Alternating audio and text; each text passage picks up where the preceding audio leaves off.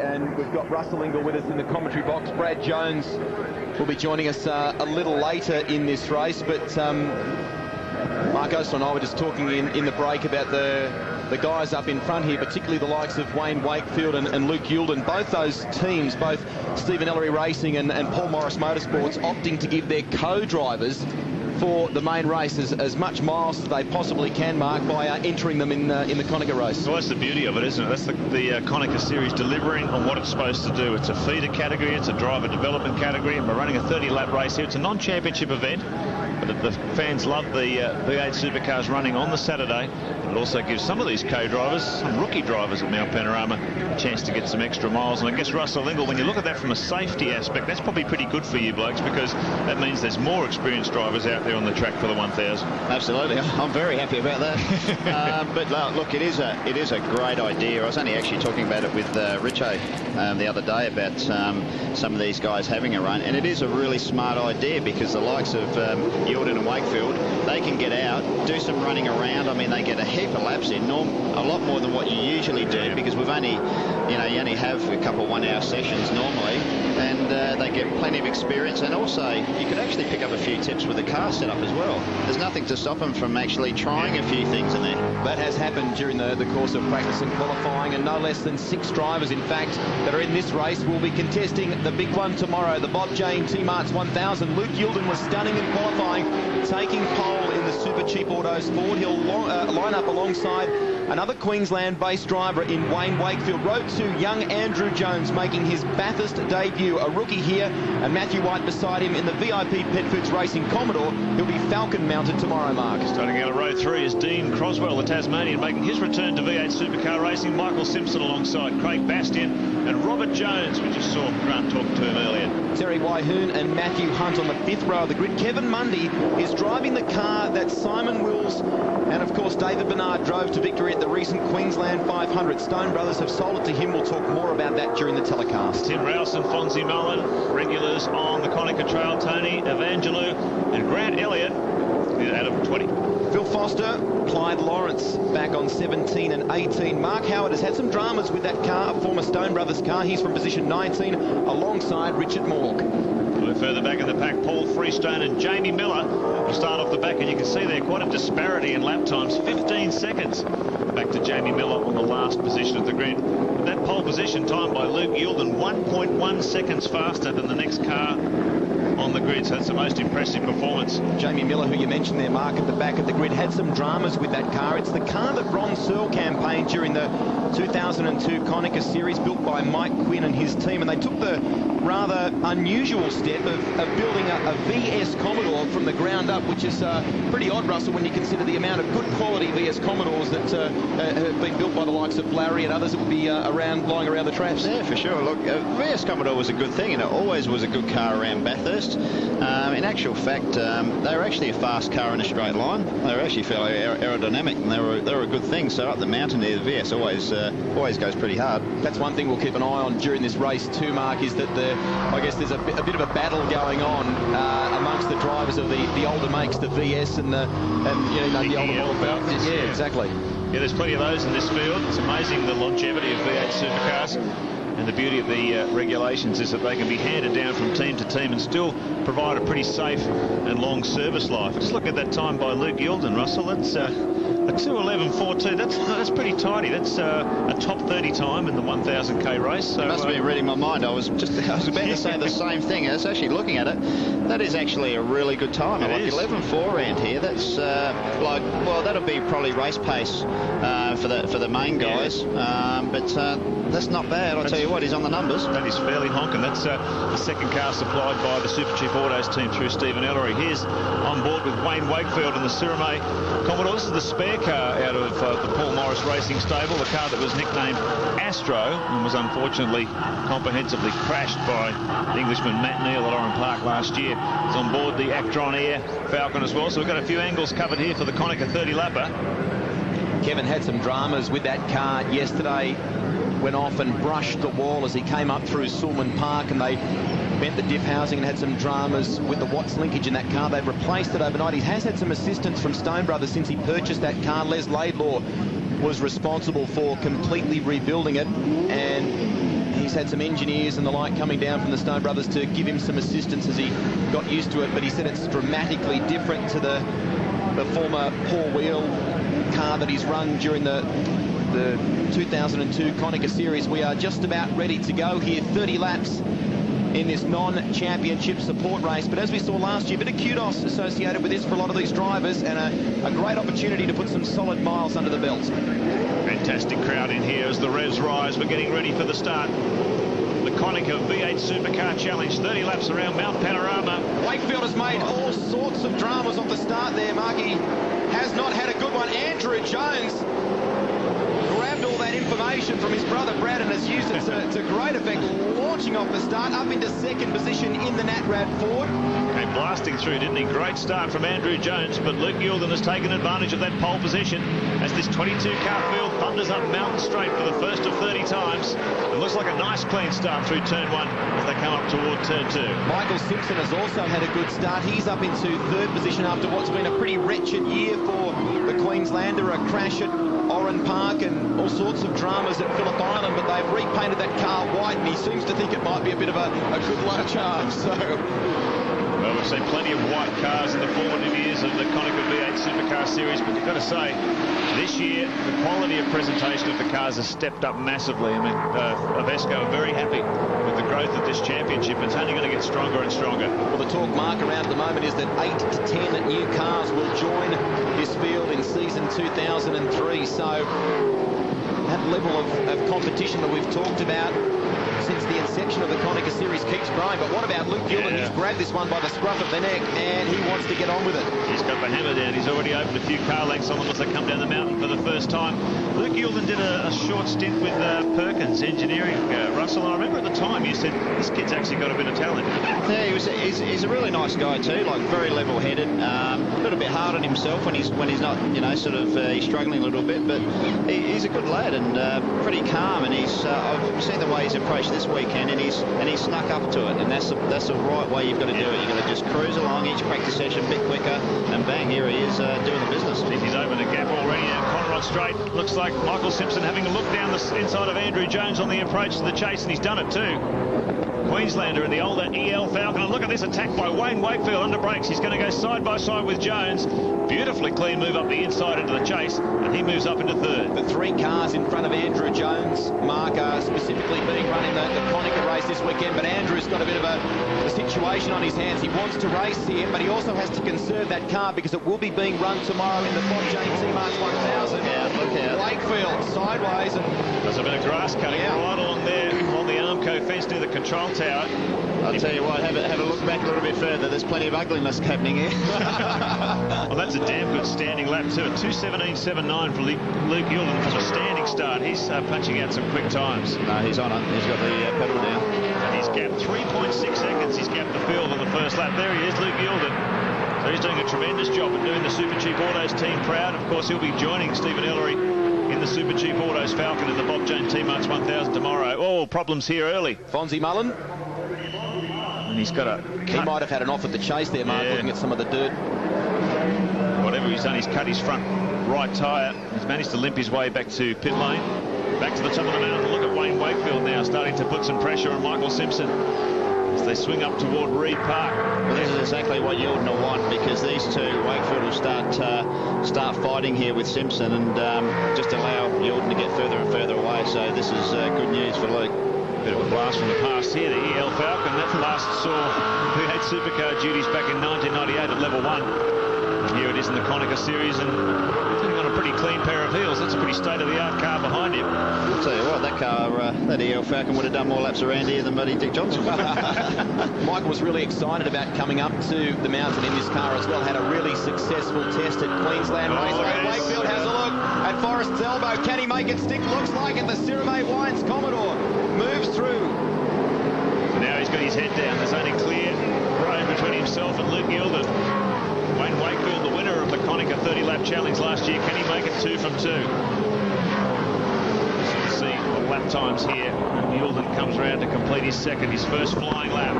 Down into the chase, 280 kilometres an hour. Wakefield, Michael Simpson, Andrew Jones and Matthew White now starting to climb into the battle in the VIP Pet Foods Commodore. We'll take another look at the start here for you. Russell, talk us was a shocker, wasn't it? Absolutely. Like, these cars are very hard to get off the line because they're carrying so much fuel. When you're carrying near a full tank of fuel, which these cars will have in it, you've actually got to slip the clutch to get off the line, and you can see a couple bogged down. Must be one of the nightmares for the race tomorrow. I mean, the most important race in the country, you're sitting there with a packed grid and you stumble and stutter off the line. That must be one of the greatest fears of a driver starting that race. Well, I had a classic last year. I went from 3rd to 15th by sitting there on the line. I tell you what, you're looking in the rear vision mirror and you're just praying, please, no one hit me, because it can get very ugly. Despite Youlden's fairly convincing lead so far at the moment, there is a little bit of concern within that team about the potential of Wayne Wakefield. They think that he's probably a fair bit quicker than the times that he set in practice and qualifying, and they think that his times will drop fairly substantially from here on in, and there could be a chase on. And don't forget, last year he was one of the most aggressive racers on the mountain and made one of the bravest moves I think I've ever seen over the skyline. He was. No shortage of courage from the Queenslander. Wayne Wakefield has built a legion of his own supporters. They go on board with the Queenslander. His aggression is almost a trademark, isn't it? Yeah, made his name in of all things, a street sedan, a Mazda 808 station wagon.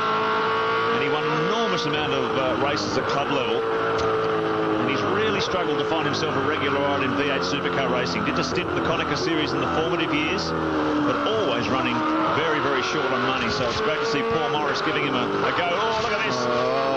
Picking his way through the slower traffic right in the middle of the road. How much of an issue is that for you blokes in the thick of tomorrow's race, Russell? It's a really hard thing when you come up on cars, slower cars going down the mountain. Very few spots to pass. And the thing is, you've got to make up your mind, if you're going to stick it down the inside of someone, you've got to fire it down quick, because if you don't, and you only put it in there half, someone cuts down on you, you're straight into a wall. Paul Seprinich from the Ciramay team looking on, watching Wayne Wakefield in action. Wayne, when I was talking to him last night, mentioned that this car, he found it just a little too stiff in qualifying, and despite some really aggressive attempts to match Luke Youlden's pace, he couldn't quite do it. But another problem that they pointed out to me was that the bank of tyres, Russell, that are associated with that car are pretty limited at the moment. They were using up a lot of their green tyres or newer tyres. By the time they got to qualifying, they didn't have actually many left. So, well, that could be the reason why he probably didn't punch in as good a number as what he would like. But I've seen the cars, and they're very well prepared. Paul Morris actually puts a lot of effort in their cars, and I've had a look over them, and they're a beautifully prepared car. Like, I would say they're even on the same sort of level, quality finish-wise, as a HRT car. You know, you've just got the rumour mill going again, don't you? Problems here. Car 58 in trouble. And that guy's just, oh yeah, that's coming down the mountain. So problems early. Tim Rouse in trouble there, and he's in a pretty vulnerable position, Tim. That's just coming out of the VB dipper. That's what happens when you get it wrong. Let's have a look. You have it on the replay. Oh, he might have a bit of help there. Mark, is it Howard in the background there? Look at that. So he gathered it up again, and then something's happened down through the dipper. You see the left front flopping around. Look at that. He's broken the steering. Yeah. Let's have a look at this again. He hits the curve, and look at it, goes right in on its nose. Look at that. Right up on his front bumper. That's broken the steering, and now he's struggling to gain control. Howard was obviously tentative in the background there. He could perhaps sense that coming and wasn't sure what to do. That's not the place to have a three-wheeling car, I can give the short But he did it well not to actually keep it off the dipper wall on the exit there. He actually did well. We've got the slippery surface flags out there. Can mean oil, can mean coolant, or it can mean sand and dirt being dragged onto the track. They've certainly got the flags out there because Tim, as a result of that wild ride, dragged a fair bit of gravel onto the edge of the racetrack. Now, Luke Youlden's good work has gone down the drain now because pace car out. Wayne Wakefield's going to close right up on him. It's the story of this racetrack, though, isn't it, Russell? We see it in the 1000 every year. You can get a good gap on the field, and then one safety car period, you've lost it again. Absolutely. Well, Steve Ellery, I've come down here to really congratulate you on how well your co-driver's going, but now that's just closed all up again. Yeah, Luke's had an absolutely fantastic start there and beat Wakefield off the line and the rest of the guys and built up about a 6-second lead, and unfortunately the safety car's on its way out and it's going to close up the advantage he's got, but we're confident in Luke. I think he's going to be able to put his head back down and build that lead up again. It must bode well for tomorrow's 1,000 kilometre classic, considering how fast he's going at the moment. Really, this is only his 5th ever race in a V8 supercar. Oh, look, definitely. He's, you know, it was a big plan of ours to try and get Luke in the car here at Bathurst this year for the Konica race. And, you know, it's really good for him to go and do 30 laps today and get himself into a rhythm so that when he goes out in the car tomorrow, in the real race, he's going to be pretty much switched in and dialed in onto the circuit in the car, and because his car's exactly the same as mine. So, you know, we're really happy with the way it's going. I just hope he can keep his head down and keep doing the job he's doing at the moment. Bit of a role reversal for you too, mate. You've gone out from behind the wheel to being a team manager. How does that feel? Do you enjoy that? I'm not really a team manager this weekend. I have been for Luke most of the year, but because I got to drive as well this weekend, I've backed right off. But look, it is a role reversal, but I enjoy it.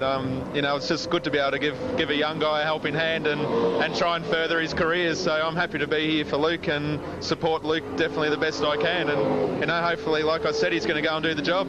Great stuff, mate. Thank you. Looking forward to seeing Stephen Ellery in action coming up in the shootout a little later this afternoon. Meantime, safety car is out here at Mount Panorama in the Konica V8 Supercar Challenge. Youlden leading the way. That gap has been closed up, though, with Wayne Wakefield in second, Simpson a good job in third, and Andrew Jones in fourth. White, Waihoon, Jones and Croswell is eighth. Todd Wanless and Matthew Hunt round out the top 10. We'll be back with more action from the Konica 30-lap feature at Mount Panorama in just a moment. Not to keep thinking of Bob Jane's immortal line. Bathurst is a scary place, and it is for Mark Howard. This is his first drive up here. Churning up the dirt, the pinnacle. That's what this racing is all about, and Mark is getting there. Former Stone Brothers car, and he's gradually been getting quicker and quicker. Was pretty disappointed with himself after the first practice session, but by the time qualifying had come around, he'd improved by 2 to 3 seconds on his early performance. Trying to find the limit still around Mount Panorama. Tim Rouse, unfortunately, will take no further part in this one. What a wild ride he had coming down through the S's. Sure did. I think he found the limit. Yeah, he sure did. Let's have a look at this on the Nintendo replay in case you missed it before the break. We've got 3 angles of this. Just talk us through it, Russ. I reckon he got a little bit of a dust up from the Blue Falcon behind. I think, was that Mark Howard? That's Mark Howard. Look at this. Yeah, I think he got a little bit of help there. I'm not sure, but definitely that wheel is... well, he was lucky to get it down through this the is a dipper, part here. He was real lucky to get here because on one wheel. Let's have a look at this from that cherry picker, and he's got no steering. Oh, bang! Yeah. It was only a light hit. That could have been catastrophic down there. Yeah. Oh. Here we go. You might see this from the earlier part. No. It's not clear there whether there was contact that set that off. I'll tell you what, the back went up a long way. He was way offline as he came across the top there. So that's what I like about this Konica race. You can see a bit of action. Grant? Yeah, well, Paul Morris, you're playing team manager to Wayne Wakefield today. Another role reversal, but I suppose this safety car is just like a blessing to you guys. It is. The start wasn't too good. Hopefully he might be able to keep up to Luke, but Luke's been pretty slippery out there all weekend. He's definitely the car to beat. Does Wayne have the pace, do you think, to make a move on Luke on the restart? I think he does. The car's definitely good enough, and it's a long way, 30 laps around here. Once the fuel loads come down, I think you'll see a really good race. We always see it from him. He's never afraid to race. No, that's right. He's a definite racer, and it's the sort of track that suits him, so look out for some fireworks, I think. You're never nervous in the car. Are you ever nervous here watching one of your cars being driven around by someone else? Yeah, I am nervous, actually. Probably more nervous than when I am in the car. It's pretty exciting, actually. And what about tomorrow? Tomorrow is going to be good. You know, Wayne's doing a good job. The car's as fast as it's been all year. We're looking pretty good. We're very happy. Let's hope that Wayne can do the job for you this afternoon. Oh, no, he will. He'll be all right. Thanks, Paul. Thanks, mate. The car that Wayne is driving, as Mark mentioned before, the team affectionately call Astro, and if you follow the series closely, you may recall that it was involved in a massive shunt at Oran Park last year. It was the first car that Paul Morris Motorsports actually built in-house, and on debut in the hands of the British Touring Car Championship driver Matt Neal-Boyd, had a big shunt. They repaired it, and Paul's been campaigning that up until fairly recently with the introduction of a newer car. Now on board with Kevin Mundy. This is a special camera angle we've got here. On board with him, it moves along a set of rails. A reminder too, for all the V8 Supercar information you might need, links to various teams, results, etc. v8supercar.com.au is the official website. Lights out of the safety car. Okay, we're getting back to racing. Once the safety car peels down pit lane, Luke Youlden now has It's mirrors full of the Sirame Wines Commodore of Wayne Wakefield. Safety car has been a blessing because that Ford just took off in the opening laps of this race. Now Wakefield's right on his bumper. Final turn. Come on to pit straight. And we're back to racing.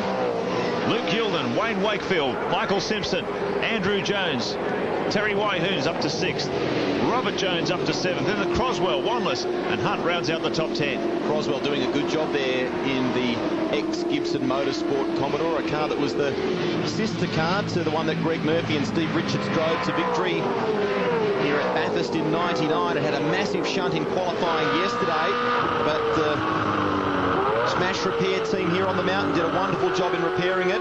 Bit of a late night by the team, and he's back in action today. Now you're on board with Wayne Wakefield, the Sirame Wines Commodore. This always seems to be the most difficult part of a race restart, Russell Ingall, when the cars' tyre temperatures have dropped, the pressures have dropped, the cars always seem to get in a bit of trouble. Absolutely. It takes a solid lap for the tyres to get anywhere near up to pressure again. And you have to be so careful because around here you always tend to get a lot of understeer. It means the steering in the car is a little bit vague for the first lap.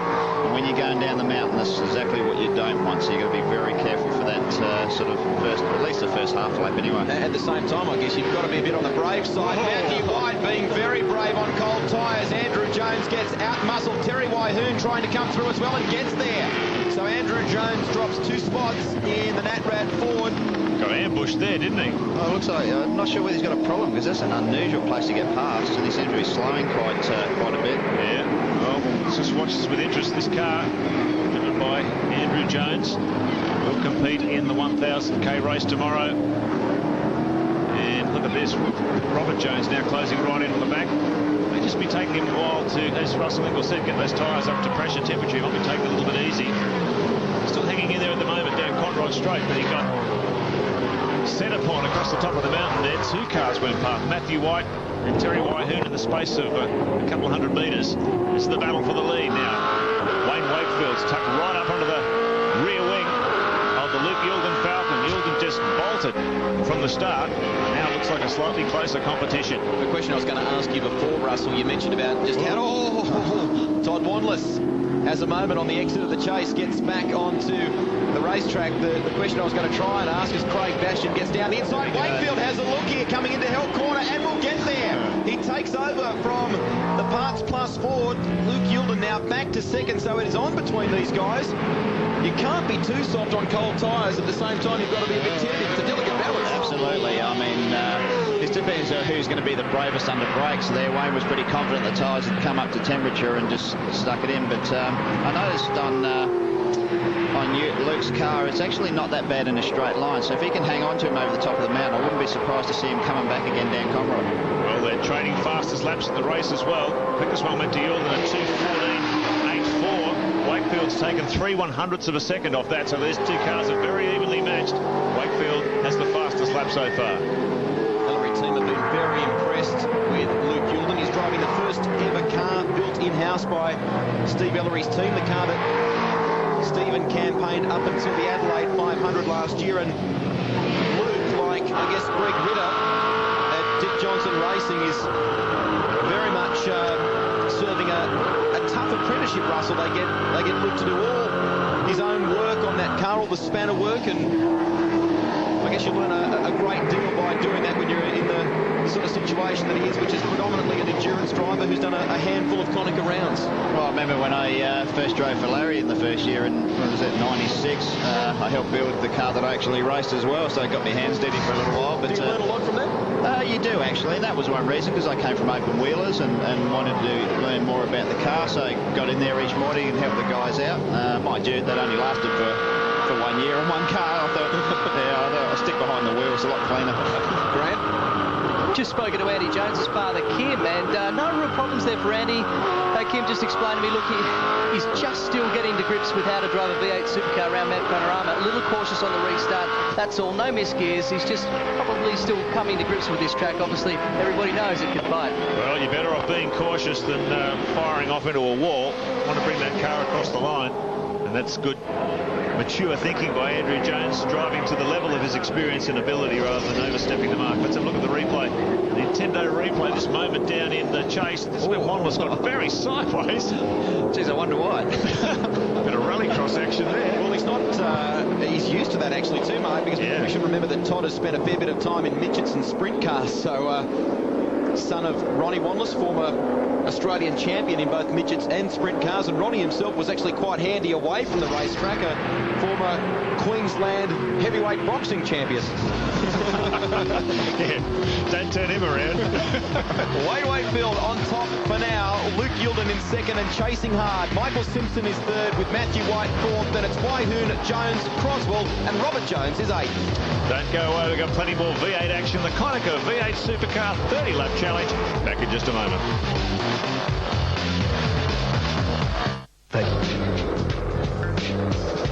Well, we have a safety car out on the circuit, and this is why. Mundy moving up on the inside is Peter Dillman's car. That is a collision, but the worst is still to come. Dillman spearing off, in fact spinning off to be more accurate, into the dirt. And it only got worse from there. Here they come together. On the top there at the mountain, McPhillamy straight on the run towards Skyline. Dillman gets beached. He originally wasn't going to run the Konica race in this car, but Bob McDonald, who now owns it, has become unwell and won't contest the main one. Interesting about Peter, competing in this event, Rusty, because only on Thursday he launched the career of his son Grant, who's going to be racing in Formula Fords. They've got a heavy sponsorship and they're looking pretty good for his son's debut, so Dad's unfortunately going to be copying it from his son for the next few weeks, I'd imagine. I'll tell you, Russell, when you look at that impact, what set that accident off, that was the kind of accident that stopped this race back in 1981 before they had that sand trap there. It should have been catastrophic. I actually reckon that was a half good move that Monkey did. Actually, that was good value, but that's what racing's all about. Yeah. Well, he managed to get away with it. Dillon was lucky because he slid sideways through the gravel, and we've seen cars roll over as a result of that, so he's lucky he's still on four wheels. Well, I don't know, fellas, if this is a momentous enough occasion to call this Dillman corner or anything like that. However, there is a lot of that kind of history behind Mount Panorama, and Greg Russ did a little digging, not this kind of digging, but a different sort of digging earlier this week to explain the reason why some of these corners are so famously named.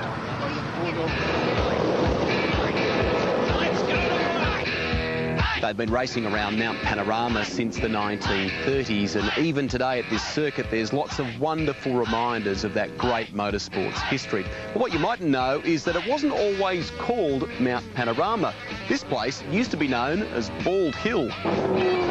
The man responsible for turning Bald Hill into a motor racing circuit is a former mayor of Bathurst, Alderman Martin Griffin, and he did it pretty cleverly too, under the guise of it being built as a tourist road. So now, here at the end of Mountain Straight is what's known as Griffin's Bend.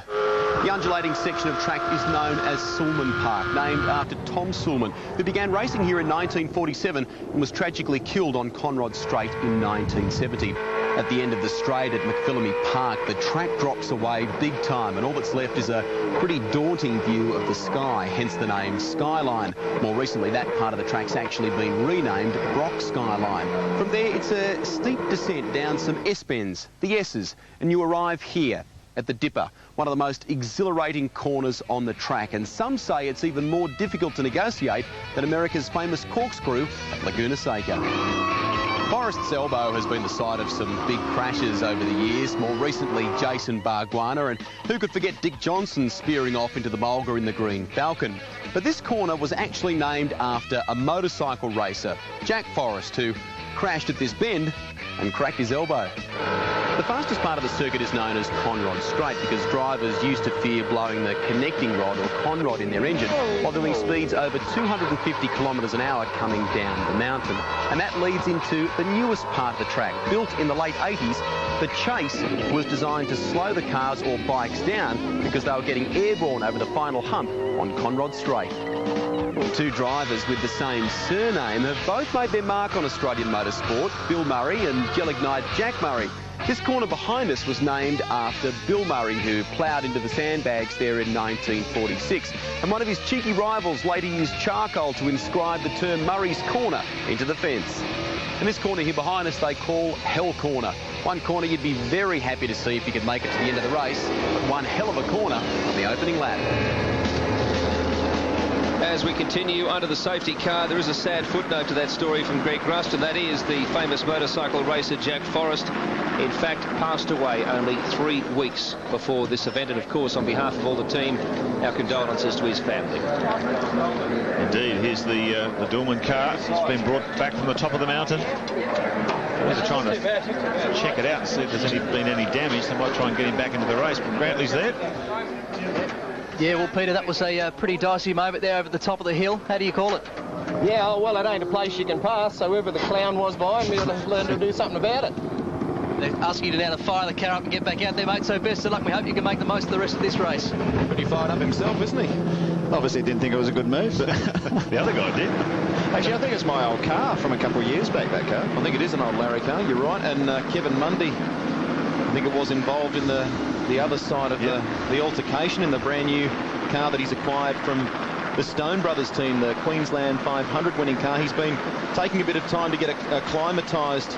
He's found that the seating position in that car is quite different, Russell. You sit much closer to the transmission tunnel, and the just I guess that the layout of the car is much different to the car that he's been campaigning for the bulk of the Konica series. So just I guess the way development has come along, things have changed, haven't they? Well, they've even changed a bit more. Let's have a look at this new simulcam technology which we're introducing this year at Mount Panorama, and that's just showing that accident in sequence. Look at that. It's frame by frame. It's what you call slow motion, and simulcam has the ability to be able to break it down for you, so you can see incidents like that as they happen frame by frame, and just perhaps how they kicked off and maybe what the cause of it was. Oh, great, guys. So that means every time we have an incident, you can do this and you can really nail us. Yeah, thanks a lot. You're going to be frozen in time. All those savings from the past 12 months, Russell. Yeah, my mates from CAMS are going to love that bit of technology, aren't they? Yeah, you've done me a great lot of favours. We're making life harder for you. Well, on that note, thanks very much, Rusty. We'll nail you for sure. And thanks for your contribution for the Konica Series race today. Absolute pleasure. Thanks, guys. Best of luck, mate. We look forward, of course, to seeing Russell in action on the circuit in the big one as we are ready to resume here. And, of course, Brad Jones will be next to step into the commentary box. We welcome his comments very soon. Restart underway in the 30-lap Konica V8 Supercar Challenge on the mountain. And boy, oh boy, this is a non-championship round, but next season should be a beauty. Robert Smith having a look at Team Croswell. There's contact there as they come into Hell Corner. Not enough to do too much damage, but it's slowed Croswell's pace up the mountain. And here's some tyres squealing there. I think some of those cars were getting into trouble through Hell Corner. Oh, looks like there's some damage further back in the pack. I mean, something flying off back there as that field came through turn 1. As they head up toward the mountain now. Craig Bastian, I think it is, all over the back of Croswell. That was it. Car 68 in big trouble. The Shane Beekoff entry driven by Phil Foster. And he has had a monumental crash there. Just to that long shot of Mountain Straight, you can see something going wrong down in the pack, and that's the result. Metal cork steel Commodore. Bonnets come flying off. There's bits and pieces of that car missing all over the place. There's gravel brought onto the track as well.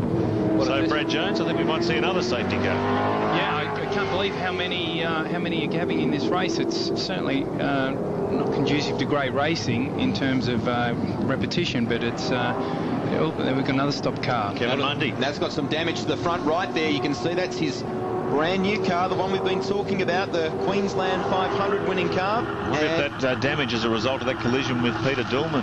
Could be. Well, Paul Morris was speculating on the fuel load getting a bit lighter in Wakefield's car. Maybe it won't now with all these safety car laps. Let's have a look at this on the Nintendo replay now there. There's a big squeeze over to the inside of the road. So Phil Foster has been on the receiving end of that. Look at that, Mark Howard coming up the inside, ricocheted off the car in the middle. That's collected Phil Foster, and he was an innocent party. And look at this. I just wonder if Phil Foster was perhaps a bit spooked because it was Kevin Mundy on the road in front of him. Foster slowed down. Obviously what's gone on to the immediate left of Phil Foster hasn't been good. And you can see Mundy, by the looks of it, limping up the hill in front of him there. Yeah, well, they're going off everywhere, as you can see from the end of that. Oh, Robert Jones. Boy, oh boy. Accidents aplenty here in the Konica V8 Supercar Challenge. Car 140, Clyde Lawrence, the old DS Commodore. Boy, there's some damage out here. Konica 30-lap challenge, and there is plenty of damaged cars. Let's have a look at this on the Nintendo replay, Brad. He's got in there a bit high, run a bit wide, and this is one of the most unforgiving circuits that you'll ever get to. You brake on your way into there, and usually you're off the brakes and giving a bit of squirt. He's run in there a little bit too deep, braked pretty hard, but just understeered straight into that concrete wall, and not a happy camper looking at the body language. Doesn't give you a break, does it? We've got concrete walls right around this circuit. No mercy. Clyde Lawrence tries to limp it back to pit lane. Michael Simpson seems to be in trouble as well, so they are... Boy, there's some big trouble here in this Konica V8 supercar race. Rejoin us for the action shortly. Wakefield leading the way from Youlden. White, Waihoon, Andrew Jones fifth. Then it's Croswell, Craig Bastian and Matthew Hunt. Tony Evangelou and Todd Wanless round out the top 10, but there are damaged cars all over Mount Panorama. Hopefully they can clear it up when we come back.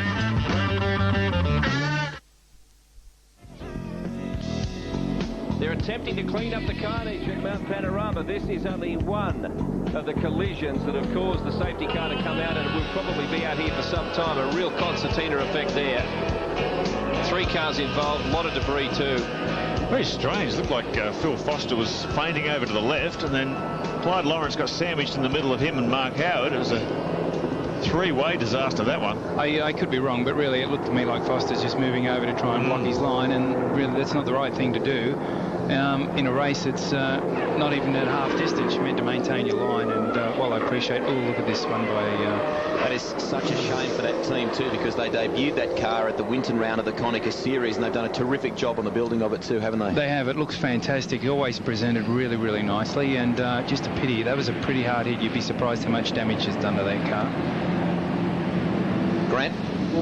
Well, Bob, you've pedalled around this circuit for many a year, but unfortunately not so successful for your son this morning. No, he's had a little off up the top there. We don't know what happened. It looked like maybe the steering broke or something, but you know, we won't know till he gets back and have a look at it. We know that the budgets are often a little slimmer in the Konica Series, and we just take a look at the carnage that's around the mount at the moment, and it really has bitten a lot of people today. Yeah, it has. Luckily, we've got a second car, and it's still out there with Paul pedalling around, and yeah, you know, sponsors are hard to come by, and everybody battles to get that last dollar, and you know, we're lucky we've got a couple of good ones this weekend with Vaudry and Summit Motors.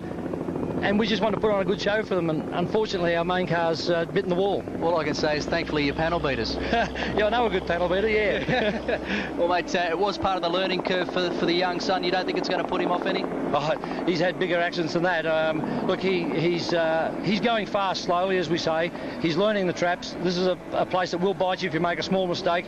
We're not sure if it's his mistake or a mechanical failure, but no, we'll regroup and we'll be back here and we'll get that father and son in next year. Do you know, Bob? Thanks, mate.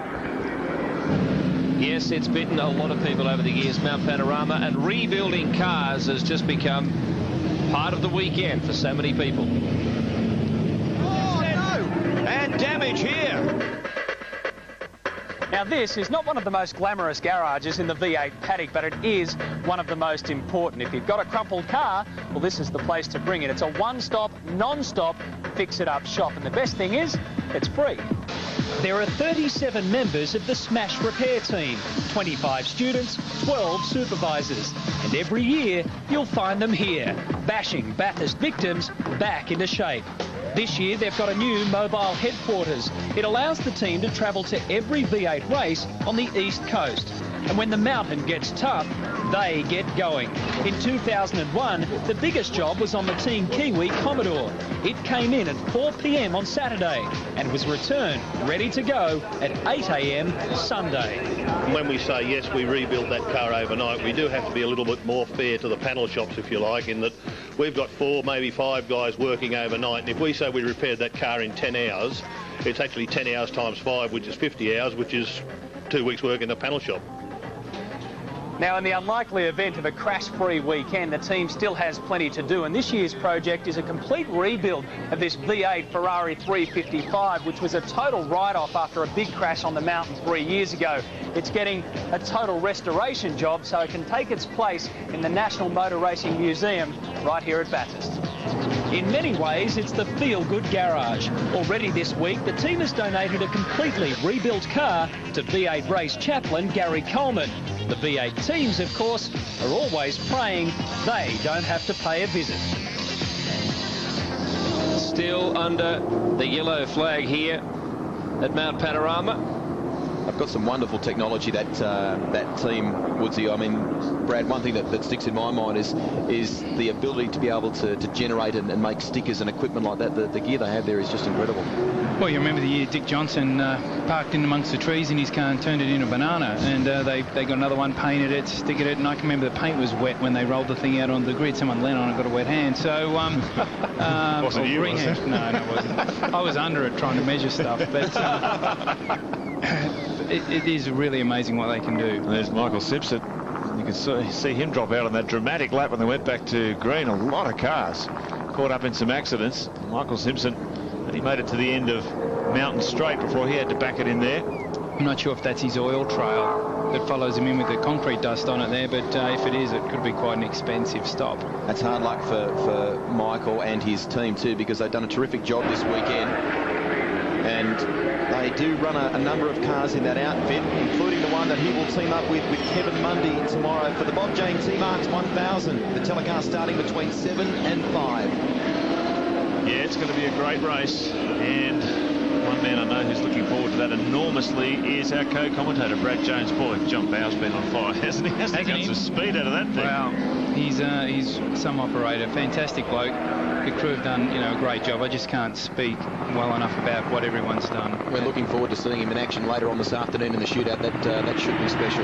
It should be special. Hopefully he can roll HRT again. And the Commodore's usually a little bit better over one lap, but we've got a few tricks up our sleeves to try and get some meat in the front tyre. So hopefully we'll shake him up a little. What really impressed me though was you guys missed that one and only session on Thursday with that engine drama early in the session. I think the car only did a lap or two. So you missed all that sorting time, and then in that second session yesterday, you just knocked it into shape so quickly. That was very, very good. Well, we had some problems. The throttle jammed in the start of that session. Russell hit me and bent the steering arm, and so we really only got half of the second hour session. So John's done a fantastic job with the guys to get it as competitive as it is, because I can tell you, being in our tent on Thursday night was not a very pleasant place to be. There was plenty of tension and plenty of aggression, and I don't think there was one happy camper. No. So to come out and go as fast as we can in this field is just great.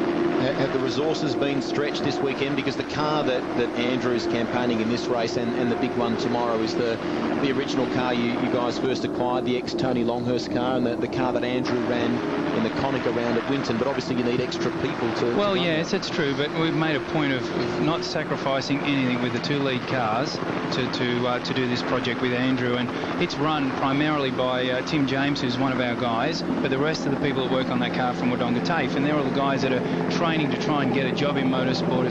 It's a fantastic way of getting into the business, and they run it basically, and we just obviously cast an eye over it and keep a finger on what's going on, but really it has not affected what we're doing one little bit. I thought it was good the way Andrew approached the early laps of this race, Brad, because he's still very, very green in terms of Mount Panorama experience. He didn't get stuck into it on that warm-up lap when the car felt a little bit skaty. So he's obviously got a pretty cool head on his shoulder. He's very impressive. He's very impressive the way he's attacked it this weekend. I think he's done a really good job. I'm sure that the task is a bit tougher than what he thought it was going to be, but he's really getting on with it. Just a reminder, the numbers on the bottom of your screen are the numbers to ring for our SMS promotion, your chance to get involved in the program, or in fact, if you dial alerts, keep up to date with all the happenings on Mount Panorama on race day.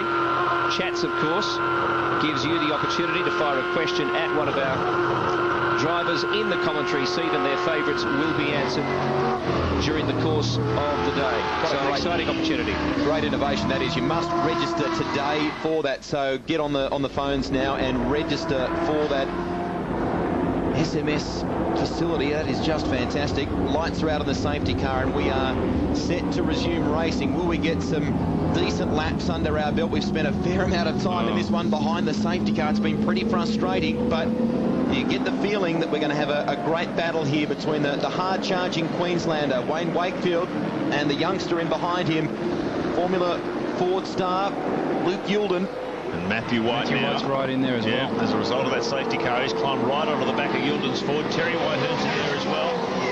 Andrew Jones Terry Whitehoon's doing a great job in that car. That's an ex-DJR car, and he's really doing a good job to get it up into that front bunch the way he has. These guys have got to stay cool on this restart. This is where all the dramas seem to happen. Brad, we were talking to Russell Engel earlier. Those opening laps when the cars are still, tyres aren't up to temperature, it always seems to cause problems. Exactly, and there's really no reason to. I mean, it's such a big circuit. You don't need to be blocking people. Wow, this is going to be a ding-dong, guys. And you can't help but think there's going to be some contact here before long, can you? Well, it looked like Yilden just pulled the nose of the Falcon back a little bit there as Wayne Wakefield moved over to cover his territory on the approach to turn 2. You know, I used to go and stand at the kink at Lakeside and watch Wayne Wakefield go through there and then dash up to the top of the track as quickly as I could to watch him in that 808 Mazda wagon.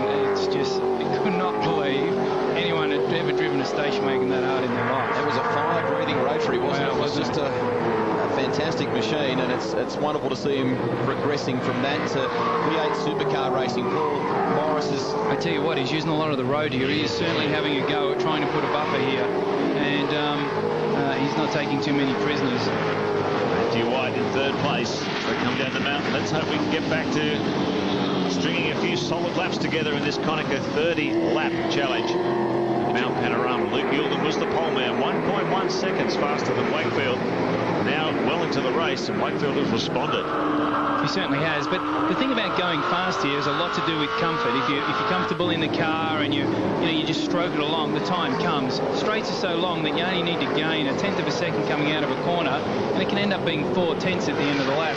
So really what Luke Yilden's got to do is not let him get out of sight and just stroke it along. Make sure he's comfortable and he can get the most out of the car, and the most will come out of him. 6 drivers in this race are backing up to contest the Bob Jane T-Marts 1000 tomorrow. Yilden has a look, a locked break as they come into the Caltex chase. But he had a good look there, didn't he? He definitely did, and he came from a long way back. So he's not afraid to have a go. Luke Yilden, of course, the son of Kent Yilden, who was a master of production car racing back in the early 1990s. Gee, that makes me feel old. I used to race against his dad. That's right. He used to race the Bear. I wasn't going to mention that. They used to call him the Bear. Of course, I was a kid in those days. That's right.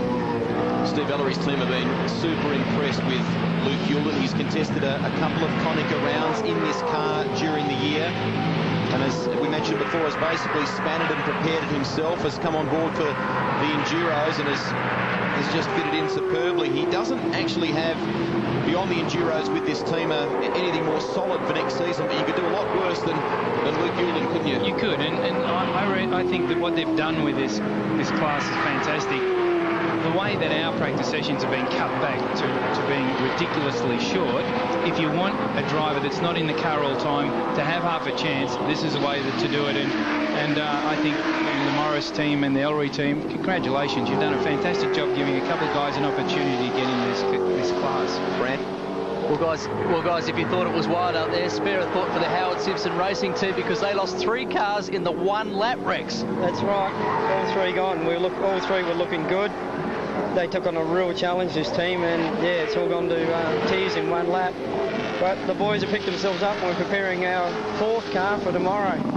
So yeah, a bit of fortitude there by the boys. You work part-time, obviously, for the Stone Brothers, doing data work, and you're also working here with Michael Simpson. He's really been such a hard charger this year, but has the worst luck of anyone I have ever seen.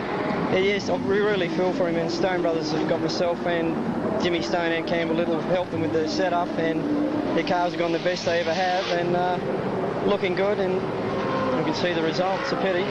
He's definitely one of the young guns of the future. Let's hope one day he can finish a race as well, Rex. Yeah, he's done amazing well in a 5-year-old car to go that fast. He really wrung the neck of it. We were looking at the data and really impressed with his driving, and the Howard Simpson crew really put in a great effort to prepare the car, and the help we received from Stone Brothers really showed the car was set up as best it could be, and look what happened. Hard luck, Rex. Thank you. All of the cars, with the exception of the one that they are campaigning tomorrow, the other 3 Konica cars that will run here this weekend are all ex-Stone Brothers cars, so they seem to have forged a good relationship with them as Wayne Wakefield comes through Hell Corner, heads up Mountain Straight once again. Luke Yilden is still pursuing him.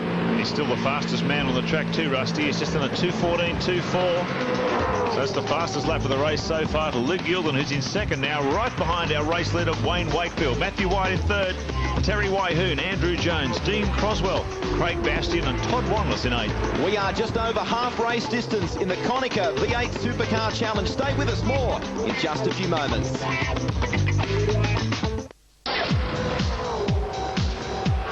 This is Mount Panorama. They're heading up the mountain right now, and look at this from Yule, and he's challenging Wayne Wakefield. Big move here, Woodsy, as they come in. Oh, no! How dangerous is that? Oh! Wow, Luke Yulden just pulled the nose of the Falcon back at the critical time, but he was getting run right into the side of the concrete wall. That was dicey stuff. Really, that's not the sort of thing you do around a place like this. Well, how much has that fired Luke Yulden up? That's the question. The parts plus Ford in second position. Wayne Wakefield, the Cirame Commodore, leading the way. I'm surprised you don't see smoke coming out the window of Yulden's car. He will be, there's a fire lit under him now, and I'm telling you, look at him come at him. He's after him, and he's going to hunt him down, and he's going to knife him to death. Not literally. Not literally, but when you were young? Yeah, you'll never guess. I was a hunter as a child. Oh, look at this. He will not be happy. He's really closed in on him across the top of the mountain. Flames belching from the exhaust of the Cirame Wines Commodore.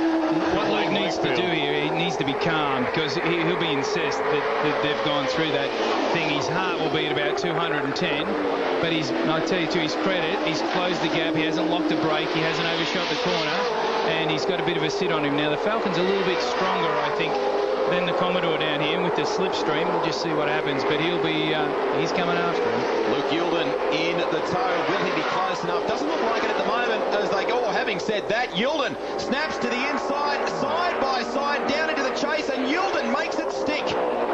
Yeah, that's a bit interesting. He came from a long way back there. I'm not quite sure what's going on there. You wouldn't think that he would run him down that fast. Yeah, you wouldn't expect to get that sort of advantage, so maybe he's got a bit of a problem there. Maybe Wayne was a bit slow coming out of the elbow. There's the nephew in the Natrad car doing a great job, I must say. We knew you must say that.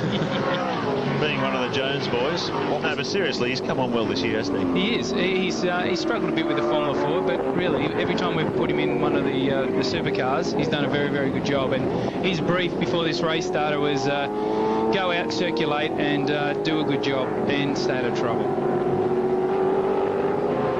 Well, Kent, you're a racer yourself. You must be very proud of your boy there. That was a good move.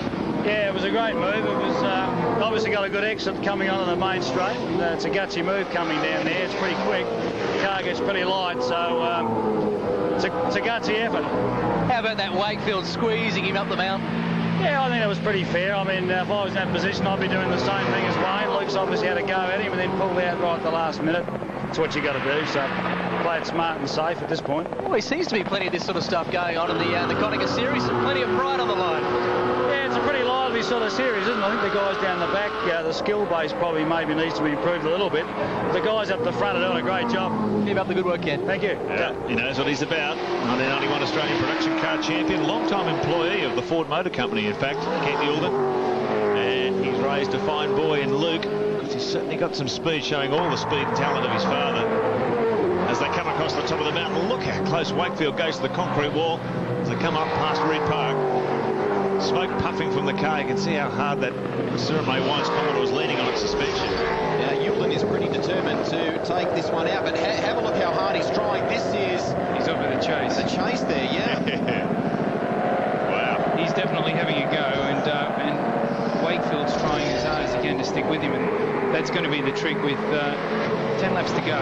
He needs to not let him slip away. So one thing's for sure, Wakefield's faster down through all the S's and the dipper and all that sort of stuff when they're on the straight. Now, what will be interesting about this run onto the straight is, let's just see how the Falcon goes compared with the Commodore, because the distance is similar to when the pass went the other way. So we'll see what sort of drag along the Commodore gets.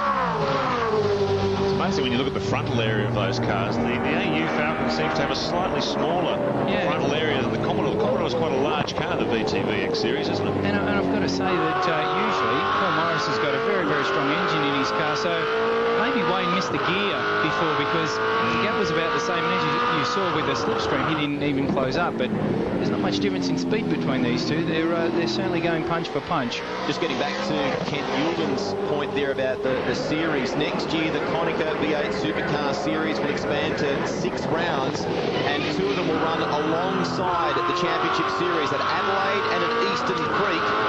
These guys will be competing like they are this weekend beside the Championship Series in their own race. And they've also got some standalone rounds. So the series, Brad, continues to grow. I mean, you look here this weekend, first ever champion Dean Canto. He's partnered with Max Wilson in the main race tomorrow. Simon Wills recently won the Queensland 500. He's the second ever champion in the series. He'll run with Team Kiwi tomorrow. And Paul Dumbrell, who won the championship this year, well, he's lining up alongside Larry Perkins. It's a great feeder category, and certainly something that we're looking at as a team for us to grow and have another car in the main game is a bit too much at the moment. But for us to run a couple of Konica cars, it's not that big a deal, and it's certainly an area that I'm sure a lot of the other V8 teams are looking at getting into as a bit of a feeder in terms of sponsor personnel and drivers. Could you see Andy ending up in that situation next year, maybe? If his father had enough money, I could. No, we're hoping to put Andrew in a Konica car next year. That's certainly the plan, and that's why he did the 2 races this year. And as I said, I'm very impressed with the way he's going, and he's very professional in his endeavour. He's certainly not lacking for information. John and I punish him to death with information, but he's doing a good job.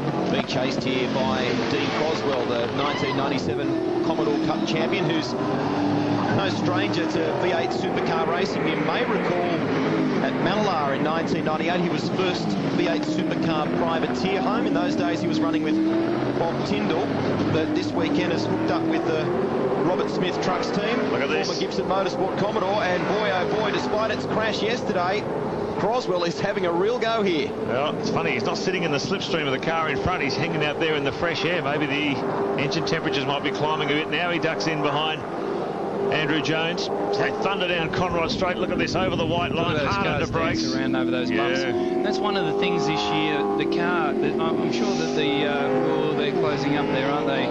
Yes.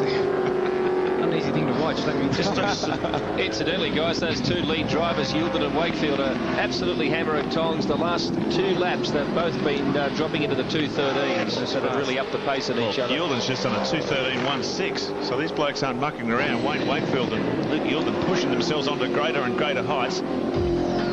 What we're watching there is the battle between Andrew Jones and Dean Croswell for 5th place. Luke Yilden and Wayne Wakefield, though, they lead this one 10 seconds up the road for Matthew White and Terry Wyhoon. Craig Bastian and Todd Wanless round out the top 8.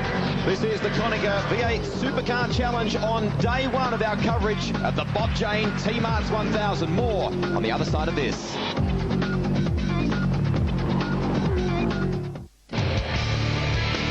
This is the battle for 5th place in the Konica Challenge. It's Saturday, Mount Panorama, and Jones still holding out Croswell, but this is further back in the field with Elliott getting past Evangelou. So battle's going on right throughout the field here, and even in some of the older generation cars, we're seeing some good stuff, Brad.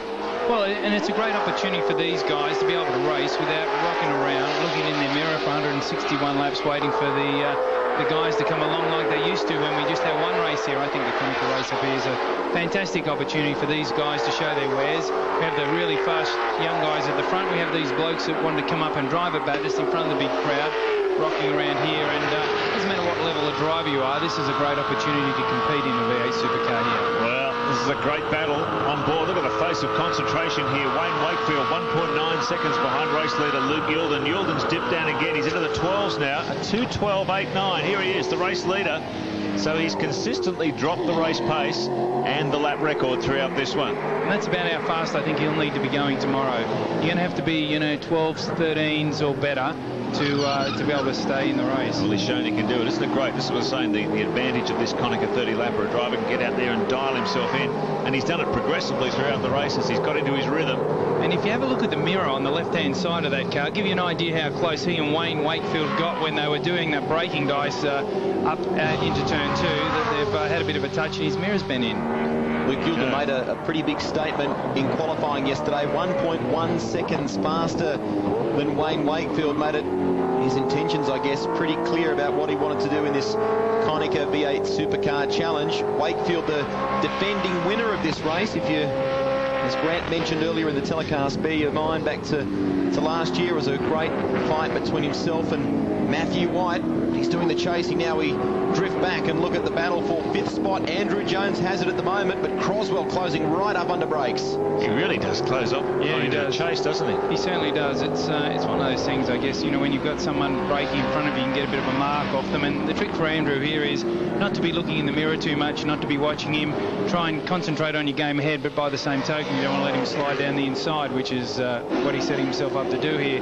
So quite an interesting dice. It's a great race experience for the both of them. When I was talking to Dean yesterday, he'd been beating himself up pretty heavily over that crash that he had in qualifying. At the time, he was 3rd fastest, and coming down the mountain, he turned the car around and did some pretty big damage to the back end of the car. And what made it worse was that Robert Jones is basically, or Robert Smith, I should say, has been driving that car for the bulk of the year. And the first time that he let someone else, a youngster, step in and have a drive, Dean thought he'd let him down, but boy, oh boy, he's redeeming himself here. Great drive from Dean Croswell. He's certainly driving the wheels off. He's got the back hanging out. He's climbing over the curbs, get the front wheel lifting in the air. That's a sign of somebody that's driving a car hard, and he's certainly out after Andrew, and he's gunning for him pretty hard. With 4 laps to go, the gloves are probably going to about to come off. It's a shame we haven't seen Dean Croswell in action more. He really he came onto the scene in '98, won that privateer race at Malala. Everyone thought that might have been the beginning of bigger and better things, but so many times in motor racing you see these bright lights appear and just as quickly they're switched off. You do, and unfortunately a lot of that's related to money. These are very expensive cars to run. You've got to have people that have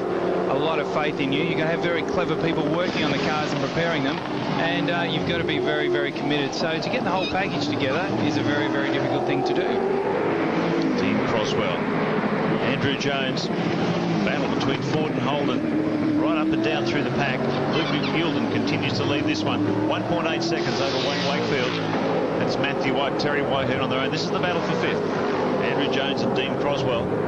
It's been going on for lap after lap. These two cars very evenly matched, both trying to force an error as they thunder down Conrod Straight once again. Swinging into the chase now. There's some bumps right where Andrew's car is now. And what happens is that's the point where you're just starting to get on the brakes, and certainly the first couple of times you come through there, it's really unnerving because you're doing 293 Ks, you hook the thing into the right-hander, try and stay flat, get on the brakes, you're trying to ride the car over those bumps, pull the car up and turn into the left-hander there. Part of the trick to getting this place right is it's very, very smooth. You run quite a hard setup, but the few places where there are bumps, which is there in Reed Park, you need to have the car working properly. You've got to have the shock absorbers, keeping those wheels on the ground, and really that's part of the secret to be able to get a good lap time out of Mount Panorama. No doubt you know how to get a good lap time around here, but geez, you've been very unlucky. I mean, how long are you going to be the bridesmaid here? Well, I don't know.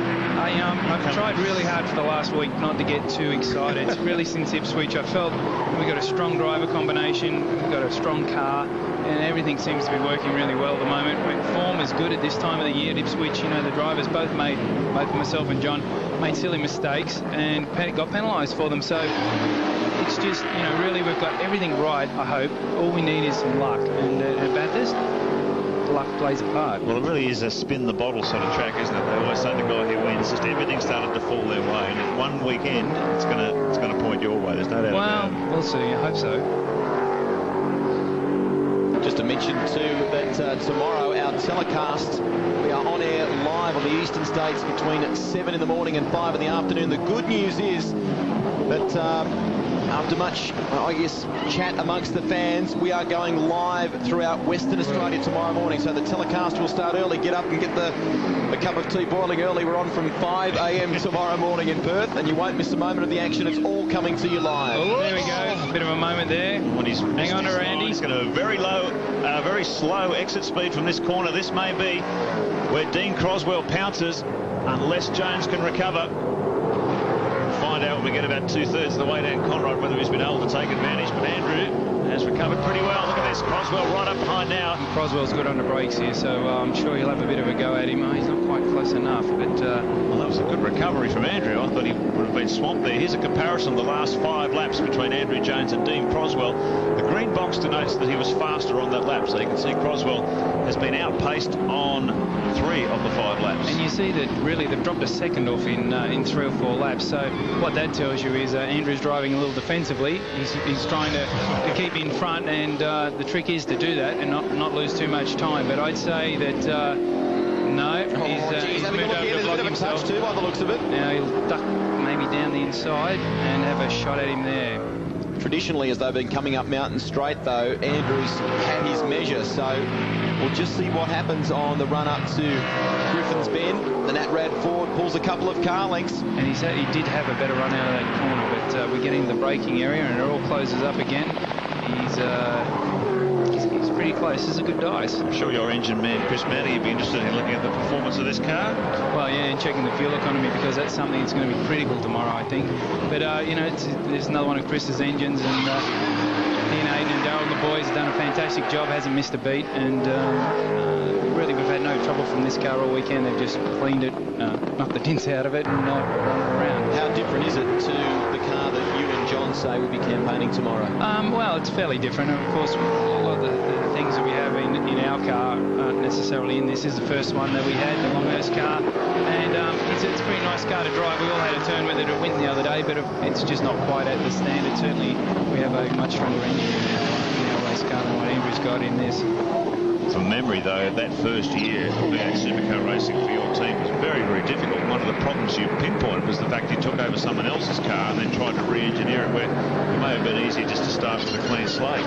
He's certainly having a go, and he's got a bit too much front brake on at the moment. Unfortunately, I don't have a radio to tell him that, but yeah, it was. But we have done some work with this car. This is going to be the spare car that we take to Indy, because the chances of coming out of there with one in straight and good condition is low. So there's a slow car on the road. They'll just zim around there. So it's, you know, this car's prepared at a very high level, and of course, as all the Aussie male cars are. And it's not so bad to drive.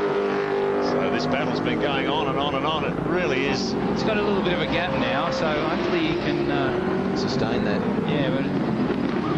Meanwhile, Luke Yielden and Wayne Wakefield running away from the pack, 11.8, almost 12 seconds. The lead over Matthew White in third. Is in a pretty lonely race. Terry Wyhoon hovering in behind him, and this is the battle that's been on. And he spun Andrew too. Too much. Has he kept it off the wall? Yes. Come on, look it around. He stalled it. How's the heart rate? Both stalled them. It's going. So Andrew Jones has got the Ford fired up. Dean Croswell seems to be struggling to get the Commodore going, and the crowd giving a huge cheer there. I love that. Croswell now gets the Smiths Trust Commodore into action, but he's lost a lot of track position. Well, you can see him lock up the rear brakes turning into that corner. Actually, that was quite a good dice, and just unfortunate, but those things happen. We'll have to go. You're both having a go to take your spot, and you know, Dean had to have a go at passing him, and fortunately they touched and they both looped around. Dean's lost a spot now to Craig Bastian as well, who moves into the sixth spot, the former Formula Ford and Super Cup racer. Here we go here, Brad. He's come from a fair way back, and he's tried to pull the car up, and he's turned to the inside, and it's just been a touch, and around they've gone, and I'm sure they've both got very different views of that. But as you can see, Dean's a fair way back, but he's figured now or never.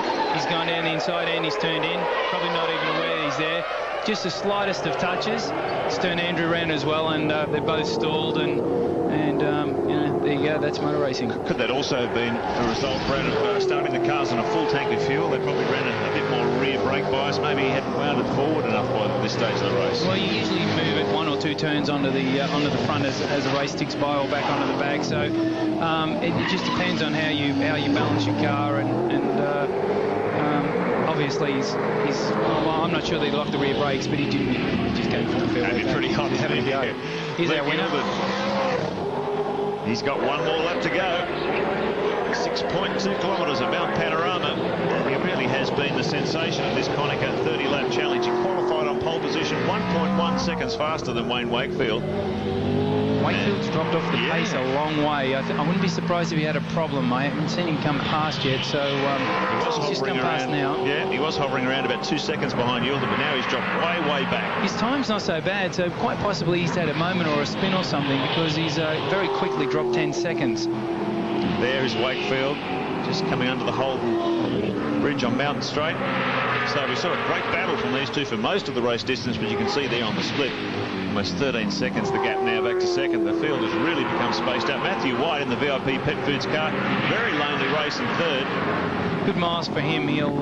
He's a good driver, Matthew, and he's in with the Briggs team this year. he's a good little peddler. He'll hook up tomorrow with Tony Longhurst, I was just going to say, Mark, for the big one. 2000, I should say, Australian Formula Ford champion. Had a great battle with Rick Kelly throughout that championship. It came down to 1 point at the end of the final round of Pileup, but Luke kept his cool. He did a stint with the Castrol Perkins team, cutting his teeth in V8 supercars at the top level, before being picked up by the Super Cheap Autos team. And I'll tell you, that small family-run team under Bruce Ellery will be delighted with the performance of this young man, just 24 years of age. Finished 14th at the Queensland 500 for a single-car team, Brad. You'd have to say they're pretty impressive. Exactly, and Wally Waldburn, who engineers the car, is one of the more clever people that you'll find up and down pit lane. I really rate him quite highly, and he's really clever, and he'll teach Luke plenty of tricks as time goes by. And Luke, as we mentioned earlier, has I guess endured a tough apprenticeship with this team. We know about his success that Mark just mentioned, but in a similar fashion to Greg Ritter at Dick Johnson Racing, both of those guys have been employed as endurance drivers, but they do all the spanner work and setup work on their own cars during the week, and it's helped Luke immensely. And now we're seeing it to good effect.